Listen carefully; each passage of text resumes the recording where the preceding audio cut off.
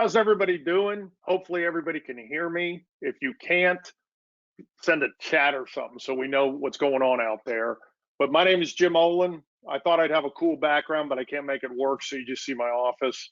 I'm here with Andrew McConnell, Simon Lehmann, and Natalia Sutin, and we're going to talk about something that people don't talk about enough, which is profitability, instead of just talking about revenues.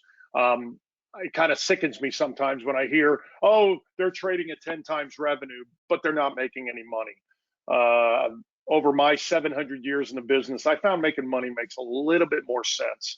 And we're going to look at it from a couple perspectives. The macro, which is company-wide, all the way down to the micro, looking at each profit per home or per unit. And so by the end of this, hopefully you'll get at least 1, 2, or 3 ideas from this all-star cast.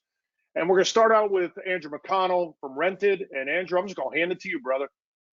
Great. I'm going to share my screen, make sure this works. Can everybody see that? Whoop. Yes? No? I'm going to... We see a white screen. I see a white screen. Cool. It's a very pretty white screen. Oh. Here we go. It works. Okay. Now it is. Great. Fantastic.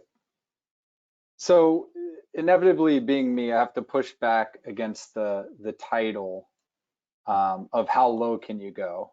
So I remember playing golf. There's a golfer, Hubert Green, who had won a couple majors. And in my dad's golf bag one time, he saw one of these, which is an umbrella combined with a ball retriever. And he said, now that's just going out planning for a bad day. The goal is that it doesn't rain. The goal is that you don't hit it in the water. And thinking just about how low you can price your homes is missing out on the fact that you can also increase the prices, right? The goal is profitability. The goal is increasing profitable revenue. And so I do want to point out that revenue management and pricing is not all about discounting expiring inventory. It's also about how you can maximize revenue. Because the reason we care about price is that at the end of the day, we're seeking to maximize the profitable revenue we pull in on each property, each night, over the course of weeks, months, and years to build a better business. Now, the session before, actually both sessions before today, the last one on hotels and then the first one, a lot about airlines and hotels and casinos, really is talking about commodities. And what we have to remember is that when we're pricing vacation rentals and vacation homes, we're not pricing commodities. We are pricing snowflakes. And it's not just that each property is unique. It's not just that each property's amenities are unique, the photos, the descriptions, but literally, even if you had 2 identical homes decorated the exact same, as soon as those properties start getting bookings, start getting reviews, and start showing up differently within search algorithms on different listing sites, they're unique even between each other. And so you can't take a one-size-fits-all approach or a one-size-continues-to-fit even a single property approach on pricing and revenue management, because you really are dealing with snowflakes that are melting in the sense that they're expiring, and melting in the sense that they're changing their shape over time. The unit itself is dynamic. So enough of me pushing against the entire premise of how only thinking about how low we can go. And now we can start talking a little bit more on how low on the price and the cost. And I will stay, back to Jim's point, staying at the much higher level, the 30,000 foot view, because I know Simon has, and AJL has some great data, great slides, taking this several levels deeper to get more detailed. So as you're thinking about what you can and should be doing on pricing, there are really 3 big components to think about. You have your fixed costs. So this is what you need to keep the lights on in your business. These are costs that you incur whether you're renting out a night or a home or not. This is typically your full-time staff, office rental, software costs you might have, things like that. that those do not change. The other side of it are your variable costs. And these are what change, can go up and down depending on typically how many nights you book, where you're booking them, how you're booking them. And then the additional kind of component that we have that may be different than some other industries are these artificial constraints. And these typically are coming from our owners. They may set price floors just because they may have irrational fears on, well, I don't want a guest that would think that they could get my home for less than $350 a night, because they would not be good guests. And so they set artificial limits on maybe the minimum stays you're allowed to put in on a property and or the pricing that you're able to implement on that home. So the one thing that's received a lot of attention over the past few years, for a few years because it was the hot new thing, and then I think over the last 12 months because it was the flaming out new thing, is the idea of fixed rent versus the traditional commission contracts. And if you're doing this, the important thing to note, and you'll see this more in Simon's, is that it flips the proportion between fixed and variable. So typically the largest portion of variable costs and the only cost you incur if you're renting out a night are the payouts to the owners. So for every $100 you may get on a nightly rental, you may be remitting $60 of that to the homeowner. That is a high variable cost. That accounts for over 50% of your variable cost. When you go to a fixed rent contract, that basically goes to zero because you have no split on each dollar that comes in on a rental. So your marginal costs go way down, but your fixed costs go up tremendously because you now have a fixed payment every month for that property you have to make. And understanding that can start to explain a lot of the behavior that I think people found confusing from companies like Sonder or Lyric with heavy discounting. And that, yes, them renting out a home for $59 may have meant that you would lose money if you were renting out the same home, but that cleared their marginal costs, especially once you loaded on extra fees, and they were desperate to hit their fixed cost bogey because their fixed costs were so high just to keep their lights on, they needed to add a lot more dollars in. And so it really flips the equation on how people think about how low they can and should be going when you change from commission to fixed rent. Now, again, as we saw this year, as some have gone out of business and have run into hard times, there is a huge amount of risk associated when you flip something that used to be a variable cost into a fixed cost. And so thinking back to the financial industry, how people think about this is the value at risk.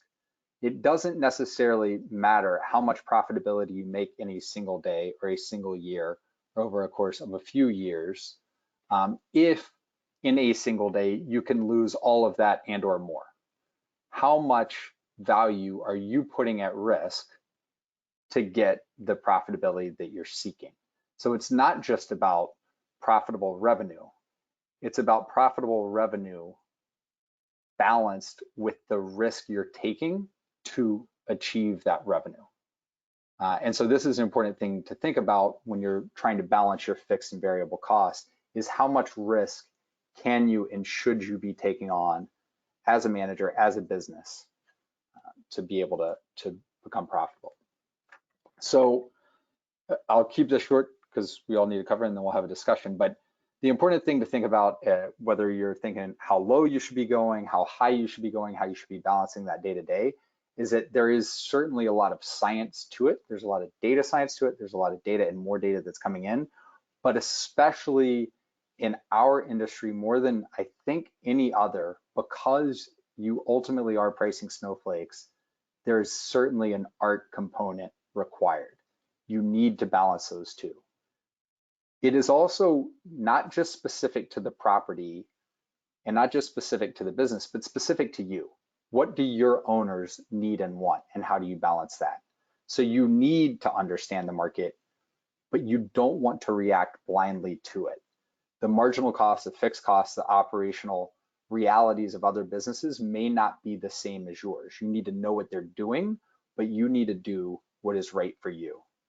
Because at the end of the day, price is just a number, but building a successful business requires revenue management.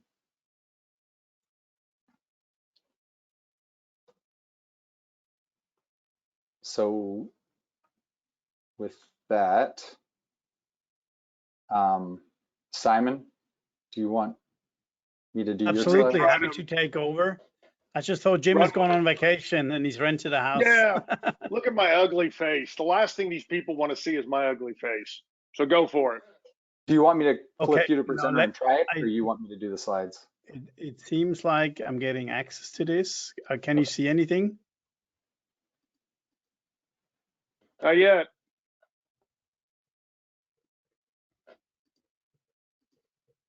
You should be the presenter now. Yeah, looks like you got it, Simon. Okay, perfect. Thank you very much. So Andrew, talking about flying levels, and I'm trying to obviously follow on your presentation, and we have a lot of agreements here.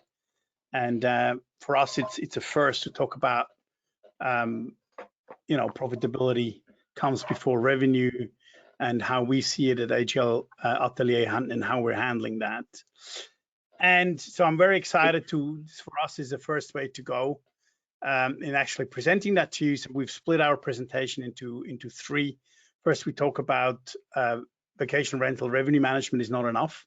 So we feel it's broken. Then we talk about cost and complexity. And then we talk about a predictive model that we feel can help us. Simon, it's not Yes. showing. Your presentation is not showing right now. Okay, well then I have to pass the presenter on to Andrew. I'm sorry. Yep, pop it back to Andrew and Andrew.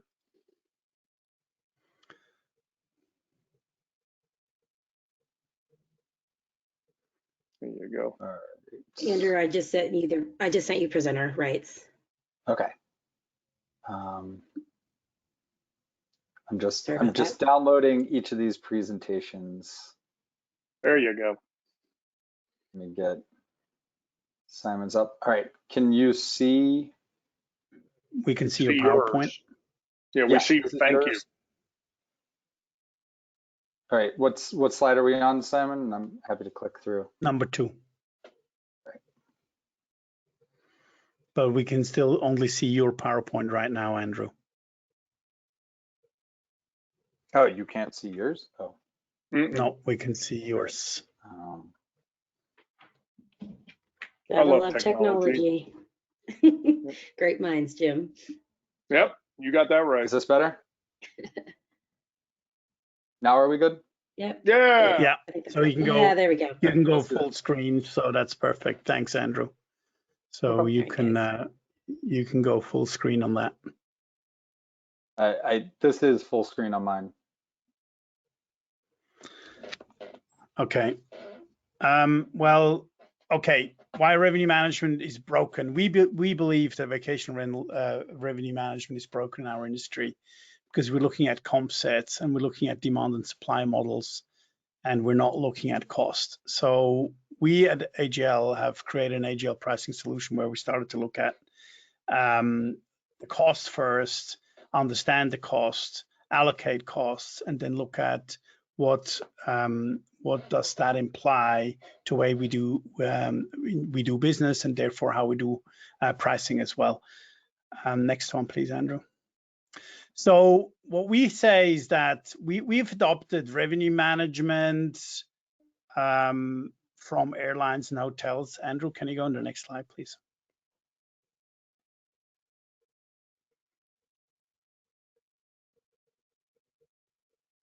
That work?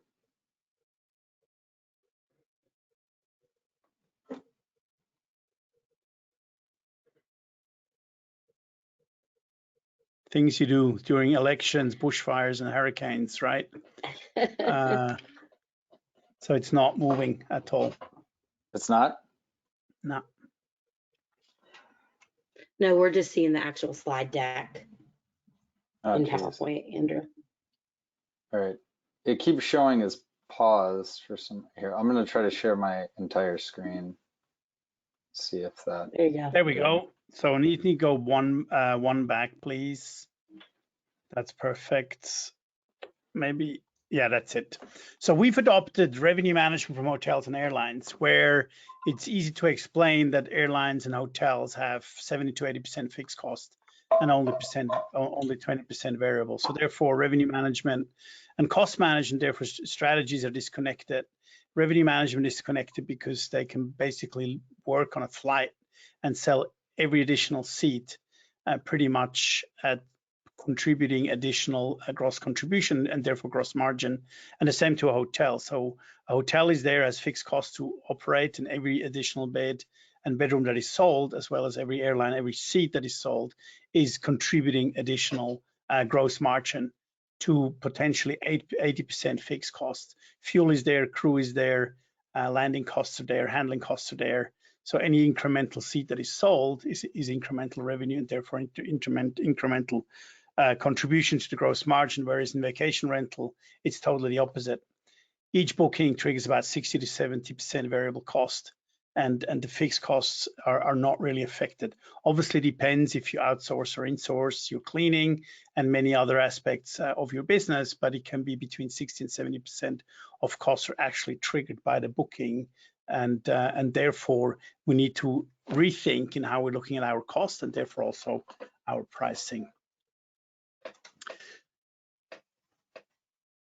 So when we look at revenues, we in the normal case, we look at revenues as a total, and then we deduct cost of sales, obviously owner payments, and it comes to our gross margin.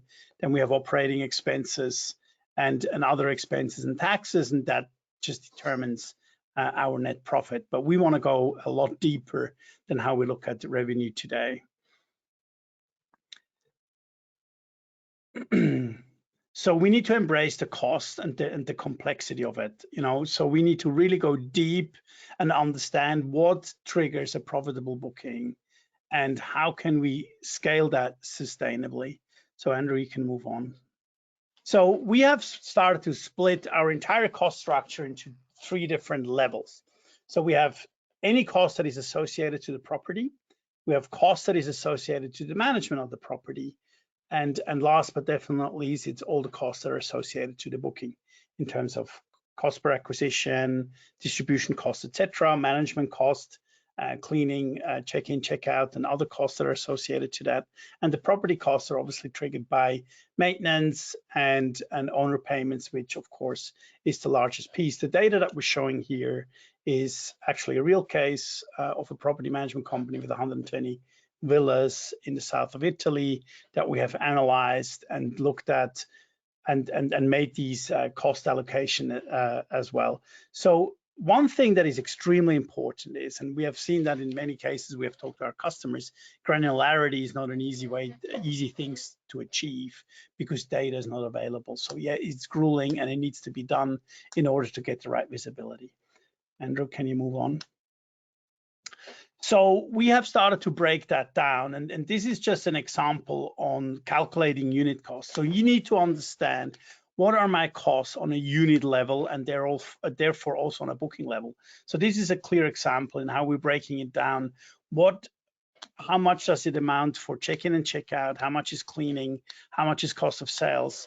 Either through a repeat customer, new acquisition, and what are laundry costs. So this is just again an example for PMs to start understanding what is my cost structure, what drives my costs, what are cost triggers, and do I know them, and can I allocate them on a unit basis. And this is super important because we can grow by inventory, but we also need to think about how much profit each unit going to generate. We can take a lot more algorithm pieces into consideration, such as unit density, quality type of properties, etc., etc. But these are just the high level things that we're taking in consideration on this particular model. So these 3 pieces we have started to break down. So when we look at property cost, we have, you know, we tend to forget who is doing what in your business and how is that cost allocated to that particular person. It seems we're doing everything, so everything is fine. We do a bit of accounting, we do a bit of HR, we do a bit of booking support, customer service, but we also do property acquisition, we do customer acquisition, we maybe do a bit of maintenance and cleaning and et cetera, et cetera. But what we need to do at least twice a year, we need to spend a lot of time in detail to actually allocate these costs and make sure on an ongoing basis we recheck that the cost allocation are still the same. So property on a unit basis and a booking level are still the same. So here we have property costs where we have 24/7 support, for example, for owners, emergency costs, homeowner payments, insurance that might be out there. So these are things that we might have not thought about. Hey, they're trigger costs. Do we allocate them correctly and do we take them in consideration when we price?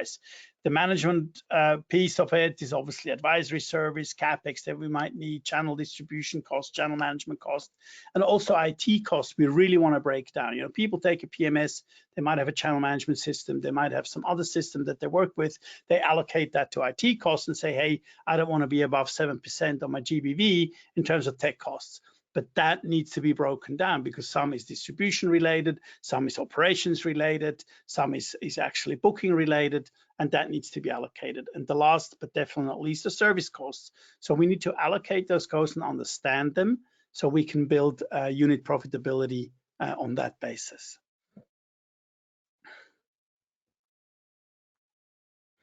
So when we talk about predictive modeling, so this is something that is super important. Andrew has already talked about it, and the audience is definitely aware that we need a lot of data to drive something like that. We also need external market data. This is not something that we're sourcing ourselves. We do that through partnerships. There's enough data available in the marketplace to help us to bring predictive models to the market. In addition, we also don't need to reinvent a revenue management model because that's not what we do. We do the cost allocation model and then feed that into what the pricing model, the revenue management model is going to bring us. In most cases with the companies that we're working with is that the revenue manager has no idea about costs and what a booking of is actually triggering when a price is being set. And it could very well be that you set prices that are actually above your unit cost, and therefore it might be even worth considering leaving the unit empty without it being booked. Yes, of course, everybody's thinking immediately about our second guest or our second customer, which is the homeowner. He wants to see revenue, and we need to please our homeowners. We need to drive revenue to them in order to keep them and not in order to run our churn rate through the roof. It's a balancing act without a doubt, but it helps us having this visibility to communicate our value proposition to our customers as well. Let's not forget, owners need to understand what is actually done to get a booking done and what are the services that we provide and what cost drivers are. You know, if they just think it costs me 5% to put it on Airbnb, then we have the ability with this particular approach to say, hey, there's so much more cost associated to a booking that you need to consider. So I think it's important for us to be better at communicating our value proposition to our homeowners, even while we might not make a booking, but it might be beneficial for everyone in terms of costs and returns as well. So Andrew, can you move on, please? So I want to really wrap it up and leave some time for our conversation at the end and have Natalia have a shot at it from Vacasa, which we're looking forward to it as well. But you know, one thing we're saying is that looking at your P&L, it's already too late. So you have to start thinking about all these cost drivers before you actually take your P&L into your hands, because then the costs have already been triggered. So while doing strategy, you need to think about these cost drivers and think about it, because you know, it doesn't mean that the ADR is absolutely giving you the right measures in terms of profitability, because you have good ADR and still make losses on a booking. And that's something that we're so strong about, that you need to have allocation on a unit level at the end of the day, so you actually know. And on this particular instance, you can see the second last property that actually has far more variable costs associated per booking. So each booking is actually not generating anything on an ADR close to $400. And these are, once again, real data in this particular case in Europe. So, you know, having said that, and maybe you want to go to the second last slide for me, Andrew, that would be highly appreciated. So obviously we need to see that revenue and cost are not going parallel with each other, that things are moving, and we can actually scale as we grow. We become more profitable because we know how we do our cost allocation. It triggers what type of properties we need. We are being far more selective in our acquisition process and understanding unit quality and saying, this is above another one where we can have higher returns as well when we look at the overall cost. Next one. And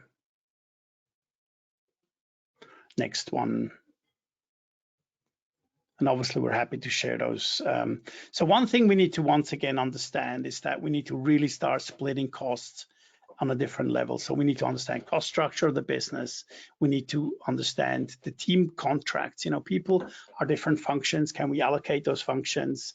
Technology involved, I talked about. It's not just one piece of tech. It actually does different things for different pieces of the business. The volume of the booking channels are obviously a big key driver. And of course, market environment, seasonality, models. Andrew talked about also cancellation policies and many other aspects that we need to take in consideration.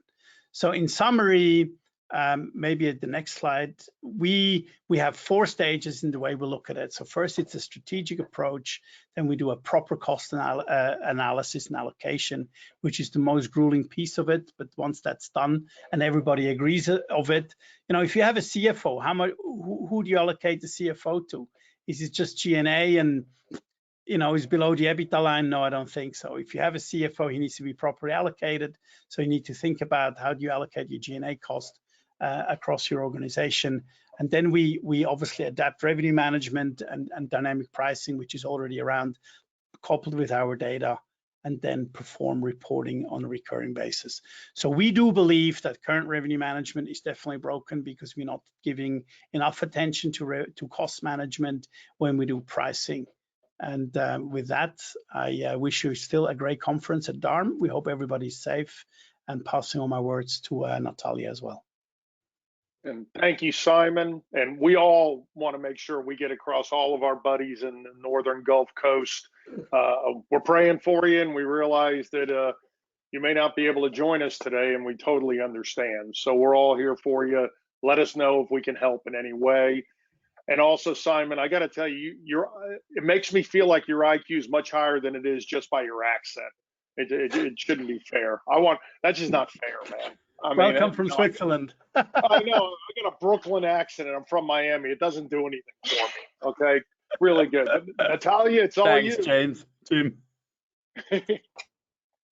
Great. We're going to get the slides up in a second.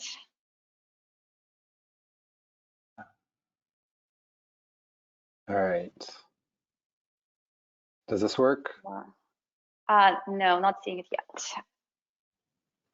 Oh, here we go. It works. Thank you, Andrew. Hi, everyone. My name is Natalia, and I'm excited to represent Vacasa today. I'm also very honored to be sharing this virtual stage with Andrew, Simon, and Jim. Fantastic to be here. Let's go to the next slide, please. Slight lag. So we keep coming back to the same profitability equation as Simon and Andrew have talked about. From the perspective of dollars in, the biggest dollars coming in is rent, which is ADR times nights sold. Then there are also guest fees and then other revenue from guests or homeowners, for example, in the form of home maintenance. Today, we're really going to focus on ADR because this is the part that my team controls. From the perspective of VRM profitability, the money that we see as profits, the biggest driver is commission rate, which is the rate charged to the owner times that rent. What I really like about that is it really aligns the incentives between VRMs and owners. The more owners make, the more we make. In terms of the variable cost, as Simon mentioned, the biggest variable cost is cleaning. And the way VRM is structuring a la carte pricing, the cleaning cost is charged to the guest separately. So I think that's one of the benefits of the structural way that we are structuring our fees, is that the cleaning fee charged to the guest roughly offsets the variable cost of the clean. And that allows us to align incentives both across us and the owners, as well as it allows us to drive behavior we want from guests. If a guest is staying for one night, or if the guest is staying for 7 nights, it's still the same cleaning fee. So it kind of helps them self-select potentially into longer stays. Then there is the fixed cost. And I would say the fixed cost is where our approach with Vacasa may be different from what Simon has just talked about in terms of how we think about fixed costs. Let's go to the next slide, please. For those of you who may not be familiar, Vacasa is the largest full-service vacation rental management company in North America. We manage over 25,000 homes, and that gives us scale. Because we have the scale, the fixed costs are spread across more homes. And as I mentioned, the largest variable cost, cleaning, is charged directly to guests. That allows us to separate pricing from profitability. Let's go to the next slide, please.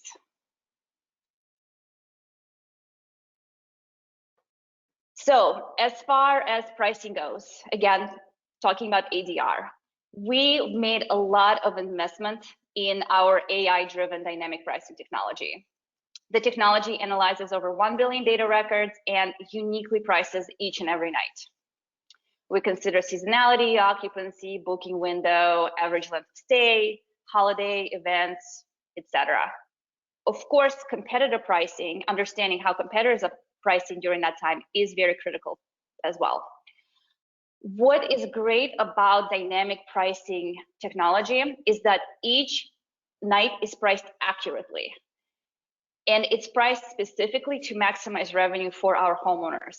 We all know that if you price too low, you're leaving money on the table, as Andrew mentioned in the beginning. However, if you price too high, you don't sell the night. So your owner doesn't get any revenue. I think this is the main advantage of separating pricing from profitability. If you have to price higher than what is competitive in the market and what will sell in the market because of your costs, homeowner misses out.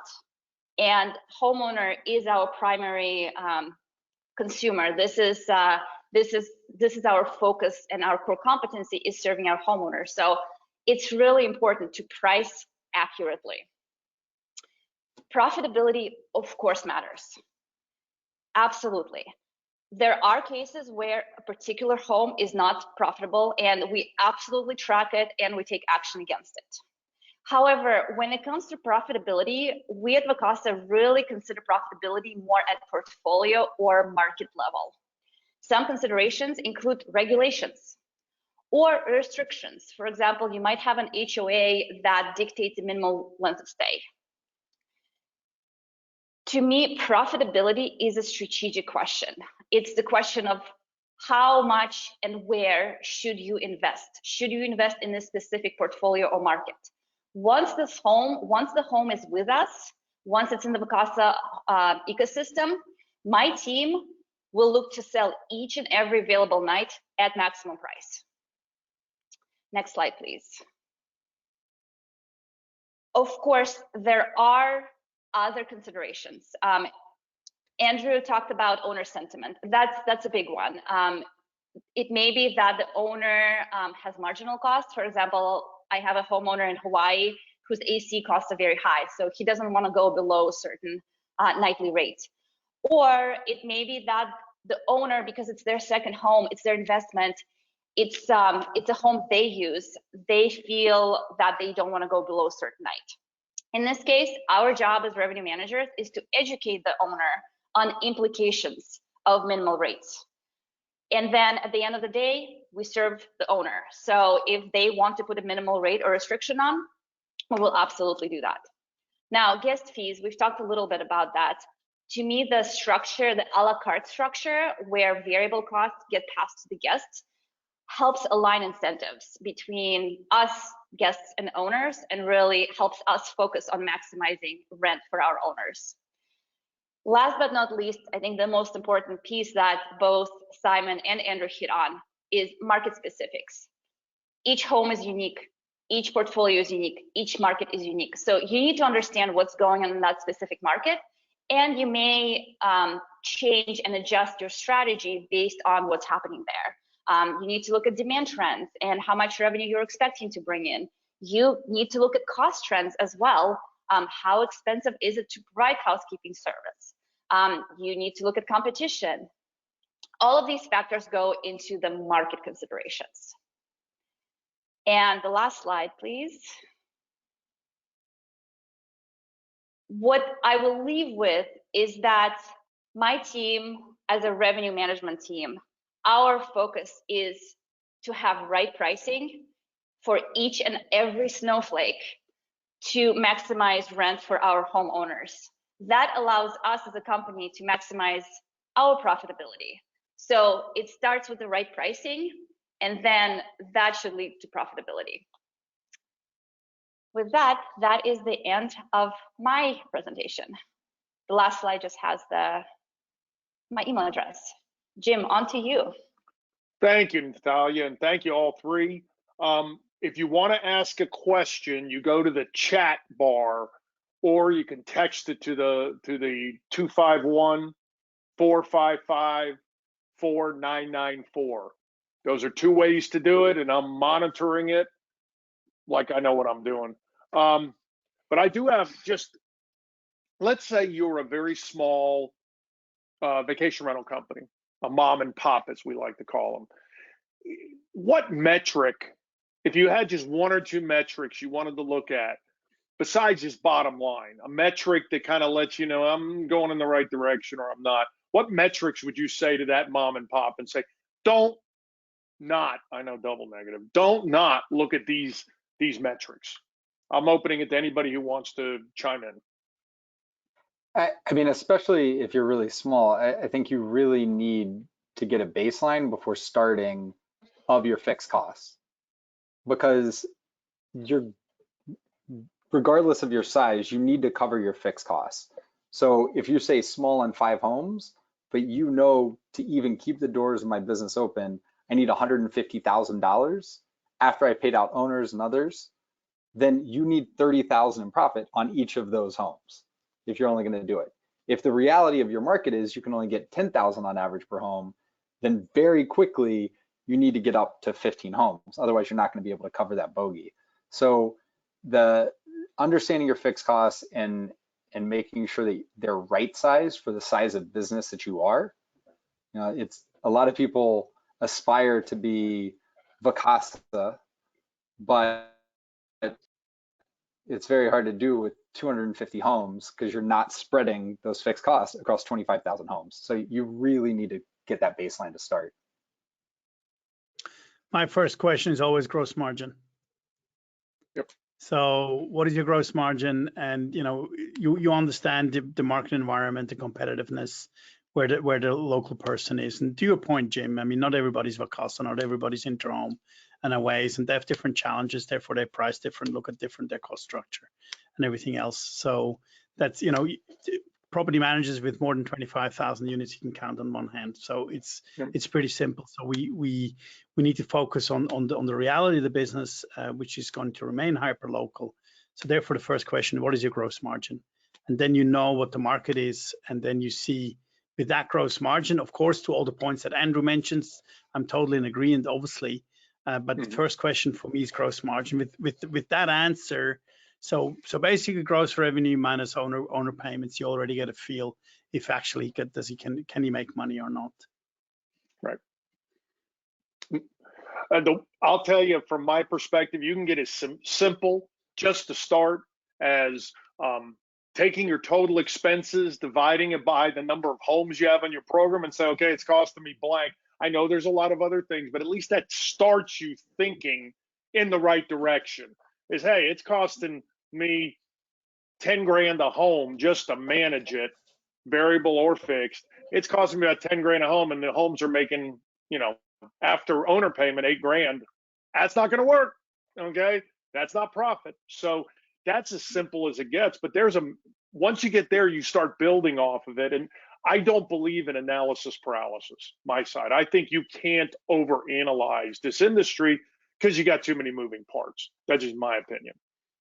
Yeah, I guess my point is in agreement with yours, Jim. I would just start before, because that you're kind of waiting at the end of the month or waiting to the end of the year to say, that's what true. are my total costs, what are my profits? And I'm saying, hey, add up what you're going to have to spend, and now you know the target you have to hit just to break even. Bam. Yeah, absolutely, Andrew. And I would disagree with you also, Jim. I mean, at the end of the day, you need to know what your cost drivers are. My goodness me. And look, for you as a, you know, as a kept young dinosaur, you understand this industry inside out. But at the end of the day, you know, I'm amazed still today. I mean, we always talk about standards. We talk about lifting our games, professionalism. We need education. People can become easier a property manager than a hairdresser, right? You need an apprenticeship for that. To become a property manager, you need a unit and you're in the game, right? So we are still amazed by today when we go through these costs and, to your point, analysis. You know, people don't even know how much that triggers a cost. Maybe you should, you know, and I'm making my crazy example, but maybe you should change your toilet paper supplier and you save 50% of your cost, or linen or laundry or whatever it is. It's just been there. I've had property manager with 300 units, and I asked the operations guy, when did you last negotiate with the cleaning company? 2 years ago. It's like, excuse me? So this is what I mean with analysis. So understanding each and every of your cost driver, do that at least once a year and make sure you have your costs under control. Absolutely. Absolutely. What about that, and we hit on it a little bit, that balance on the guest side between adding fees that drop right to the bottom line so you don't have to share with the owner, but then the guest satisfaction part of it. Anybody want to look at that? Because that's a profitability driver, but it's also a way to turn off your guests pretty quickly. I can speak to that. I do think the a la carte pricing helps align incentives. I mean, we are with cleaning costs, for example, we don't see it as a profit center. We see it as a way to recoup our variable costs and help shape the demand from the guests. So that's thing number one. The second thing I'll mention on the guest side too is I think we need to separate the guest experience from ways to drive guest conversion, right? So I think there's various ways that our industry is looking to understand how to drive guest conversion, how to best display the information to guests to help them make the best decision. So I do think that's a slightly separate conversation from how we split fees with the owners. Yeah, that one, I mean, it really is a multivariate calculus, right? Because you have your owners that you have to balance of sticker shock on a commission rate if you try to fold it all in the commission, because you still have to cover your costs. Back to Simon's point, you have to cover the costs. So that money is going to have to come from somewhere. And so if you fold it all into the commission and you're splitting it, the commission goes up. And so owners can say, I don't want you to have fees, but then they're going to go with the person with the lower commission. And so their actions belie the truth of that. Same on the guest side. Guests say, I just want to know the all-in price. I just let me make it simple. And yet when they go filter and sort on search results, they start with the lowest price first. And so I remember Scott Breon was talking about with Vacasa, he's like, yeah, we tested it and it killed conversion because everybody sorted lowest to highest on price. And so this is where you really have to separate what people say they want versus what people's actions show they want. And that may change over time. Back to Simon's point of just because you got an answer 2 years ago doesn't mean it's the same answer today. Keep revisiting it, but it's not just optimizing for one party. You have to optimize for your business, which means optimizing for guests and owners. And so you have three pieces that are all moving dynamically. And I, you know, in just adding the third component to it is your distribution strategy at the end of the day. Yep. You know, I think this is how I live, Simon. Is you got an owner, you got a guest, and then you got your company. That's why Gumby's my favorite guy. I keep it right here on my desk. Go ahead, Simon. I didn't mean to interrupt. I like that guy, Jim. And, you know, this is so unique, and we always need to remember ourselves that we have two customers, right? And but to Natalia's and Andrew's point, in addition, what's driving that in terms of the fees and everything else is your distribution strategy as well. You know, where's your demand coming from and what are you allowed to do? And I think that fundamentally can potentially change quite a bit in potentially Airbnb going to a commission only model as well. And I believe, you know, strongly that, and it looks like wherever they move, it's moving commission only very fast. What I hear from different markets around the world, and then VRBO will have to follow suit. So that again will change in the way we price through third-party distribution as well, and what we do with the guests and where we recoup fees, et cetera, because the fee structure that has come into this industry, and I remember last year at the DARM conference in Atlanta, we talked about this and said, you know, vacation rental has become like a low-cost carrier. You pay $50 for the seat, but you have fuel surcharge, security surcharge, you pay to go to the toilet and the luggage and your own weight and everything else, and then you end up paying $200 for your flight. And this is something that we don't want to have at all, because we want to be transparent towards the consumer. But this has been entirely, not entirely, but grossly driven by the OTAs and distribution as well. Totally agree. And I don't want to ever pay based on my weight. Trust me. Any final words that you want to partake? Anybody who tried to text 251, it could be that the hurricane has knocked it out since I gave you a phone number that's in Gulf Shores, Alabama. That's an intelligent move. My text, you can text me directly at 850-699-1828, or you can go over to the right side and hit chat. Or we've answered everyone's questions because we're so smart. But I'll leave it to you three if you have anything final. I would just going back to the fees point and what airlines have done on just incrementally adding on. It's interesting now it's going the other way. At least in the US, everybody's taking away the change fees. And so you're seeing it move the other direction.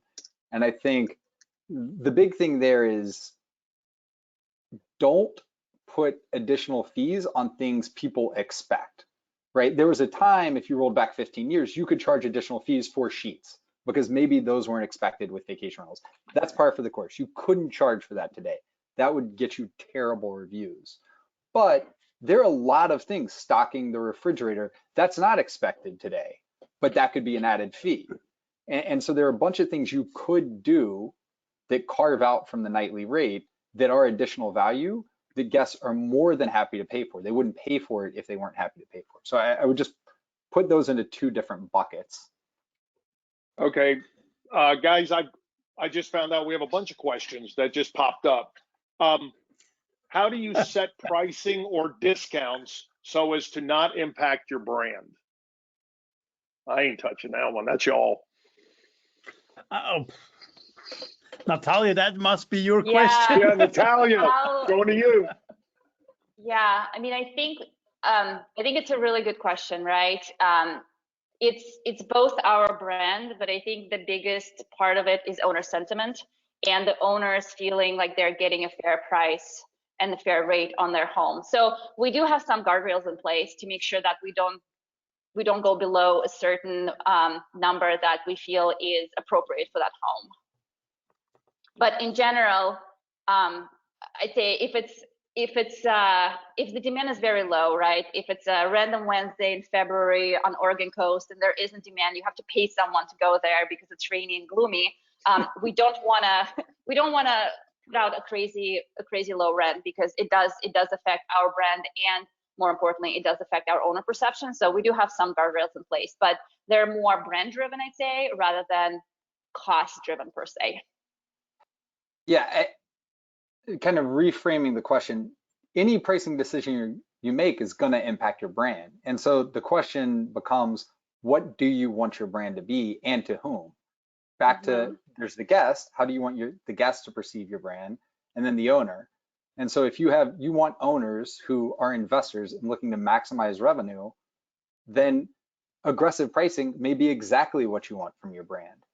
If your pitch is less on the rentals and more on, I'm a luxury property manager, I'm taking care of this asset, making sure it's not depreciating, then your pricing may be very different because those owners may be subsidizing some of their costs, but it's not like they're trying to make ends meet on the rentals. And so I don't think there's a one size fits all, other than realizing, yes, it's going to impact your brand. And instead of reacting, be proactive in defining what is the brand perception that you want in the first place.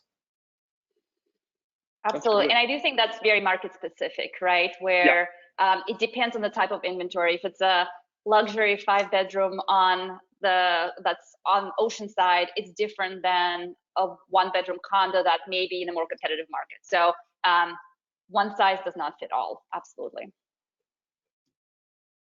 Okay, the last question, and this one may take a second to think about. It's a good question. We've talked about a lot of different things in the last almost hour.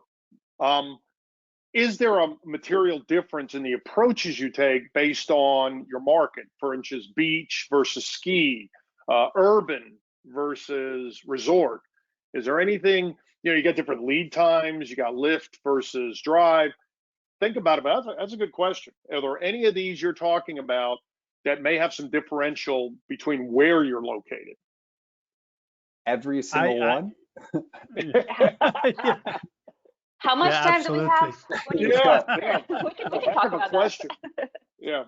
So my 2 cents worth of that one is, absolutely. As to Andrew's point, obviously, I mean, I think segmentation of our industry has become stronger than ever before. We see all of a sudden only domestic travel. We see maybe less seasonal travel. I'm just about to rent my second chalet in autumn, which I never done before. I just want to get out of my house again and go to a chalet. So I think, absolutely. So urban and massive. So seasonalities are going to change without a doubt. We are pushing out seasons, we're pushing out products, and I think the segmentation of products has become bigger than ever before in terms of beach, in terms of mountain, in terms of cities, and the type of product as well. We're attracting large parties. I think we just really need to rethink the entire supply and demand model until March this year to see, hey, what was there and what is now. I mean, Germany had a record year, which they never had in summer because they go to Spain and Croatia and everything else. Germany has become in 1 year an entire domestic market. I mean, it's crazy. And Spain has obviously only been able to do about 60% occupancy. So, things have changed fundamentally. So we need to really think about, and I do believe personally, very clearly, these models are not going to be here just for a year or two. They're going to be here for quite a while to come in terms of consumer behavior. So my 2 cents to that, Jim, is we need to think about our products and our seasonal model and our product segmentation more than ever before. Amen. Amen. I'll add in that on our side, we have really solid technology that we've invested a lot in that produces suggested rates. But we also have a team of analysts that are regional experts that are in constant communication with their operations colleagues, as well as they're constantly looking at the data and they're tweaking and adjusting. That's the critical piece, is having both. You can't just have a model, especially not in this environment. The model alone is going to lead you astray. We're seeing shorter booking windows in some markets, but not in others. We're seeing demand moves. When Florida was still closed, but Alabama opened, we saw demand flow from Florida to Alabama. So there's a lot of rest days. We see a lot of regulations right now in the US, or saw a lot of regulations, and we definitely adjusted our pricing approach and strategy to that. So absolutely, I think it's both the technology, but also it's the strategy and the human expertise to help guide the technology in the right direction. And I wouldn't paint all ski markets as the same or all lake markets as the same. It really does become about more than price. It is about revenue management, which price is a component, but you're also having to think about what it is that you're ultimately selling to the guest. So if you go to Dubai and the UAE, no one was flying in there. They were not renting vacation rentals. They weren't even renting to business travelers coming through. What they flipped to renting were villas with yards for families that lived in high rises and needed some outdoor space. That's a totally different market. Urban rentals, people are not traveling to Boston for the Boston Marathon or these kinds of things, but people, again, in tiny apartments may need a place to work. How do you change what you're selling there? I'm in Bermuda right now, so in between hurricanes while the Gulf Coast gets hit with theirs. And there's basically no nightly rental market now. The reason we're in this property is it was flipping from a nightly rental to a monthly rental. And so a family friend let us have this for the gap period. And so thinking about, okay, am I selling it to a travel? And this is when the VRMA went from Vacation Rental Managers Association to Vacation Rental Management Association, I personally thought they missed a trick. And it should have just been the Rental Management Association, because why just vacation?